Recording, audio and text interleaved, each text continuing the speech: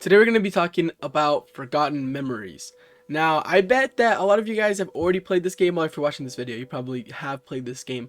But guys, today we're going to be talking about the life and death of Forgotten Memories. Now, by the time I'm recording this video, Forgotten Memories is currently sitting at under 5k players. Now, no, don't get me wrong, that's not dead. Games that get 5k players are still pretty much alive. But for a game like Forgotten Memories, I would consider this being dead.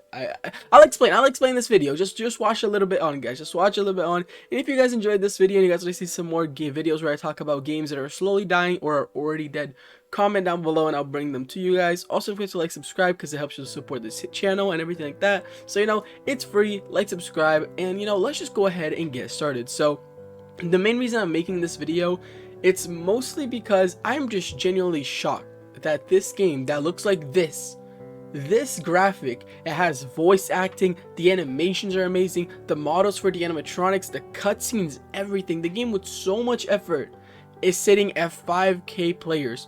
But then we have some of the dumbest games with no effort put into them having like 50,000, thousands of players going into them. And I think I understand why. I separated some reasons why I think the game is slowly dying like this. But I honestly just don't think it's fair that a game that took so long in development and it looks amazing, it's really fun to play, and it just looks like this is getting this low players. Like, we need more people to play Forgotten Memories, guys. It's such a good game. But let's talk about the reasons why I think the game has been on its downfall, because the game, when it released, averaged about 70k players, if I'm not mistaken. I think it did about that. I could be wrong, but it had a huge amount of players, and for now, like, what, 3 weeks after release, it's sitting at 5k players. This is not a good sign, guys. So let's start with number one. I feel like it has no replayability. Like, after you play the main nights, you really can only do the custom nights mode, which I guess it's fun for some people, but just for me personally, that's not really something that I find enjoyable. That's why games like Ultimate Custom Night was never a game that stuck to me and stuff like that. But again, there's not much they can do. It's Five Nights at Freddy's. It's supposed to be like that. You don't really replay the regular Five Nights at Freddy's after you already beat it. So that's why I guess a lot of people play the game, beat all the nights that are out, and then never touch it again, because it's just, there is no replayability. You've already went to the same nights, you already know the procedures to survive. It is the same thing, which it's not a bad thing in the developers, because of course they're recreating Five Nights at Freddy's, but that's just how Five Nights at Freddy's is, guys. So that is one of the reasons why a lot of FNAF games do not stay alive for long unless it's RP games, because people go ahead, they beat the nights, and it takes forever to add new nights.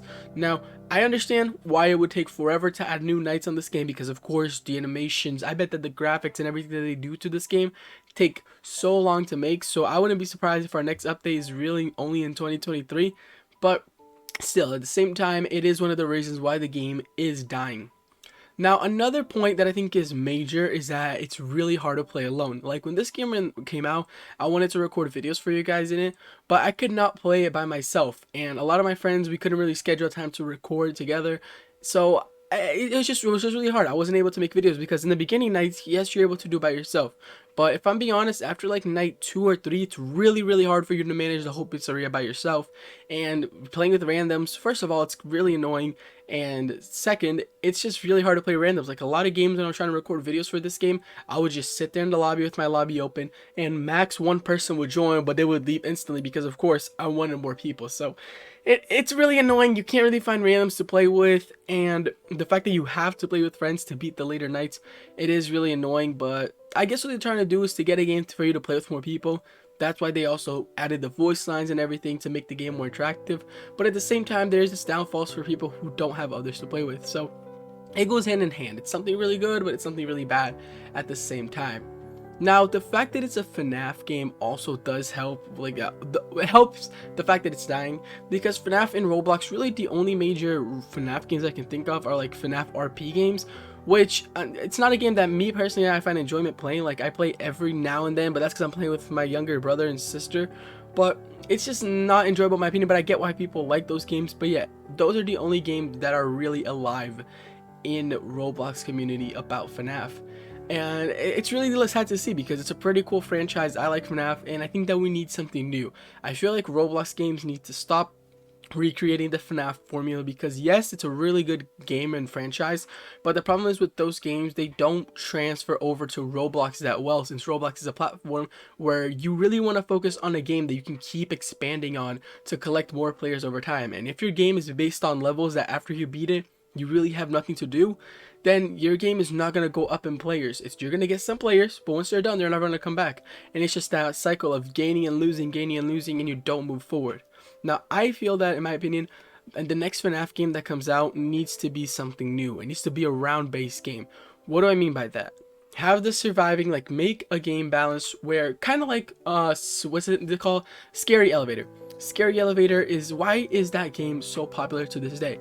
Because it is a round-based game with killers, where all you have to do is walk into the elevator, as many people as you can, whatever, and have a killer, and each round is a new killer. Now the game has replayability because you have like 30 different killers, you have different stages, you have different they added emotes recently too, I'm pretty sure, and it's just something new all the time, and there's no order and stuff like that. So it's really a game that you play. Like me personally, I don't play it often, but it's something I'll play every now and then, but I'll play it for like an hour and then I'll leave and then come back, and that game always has a lot of people.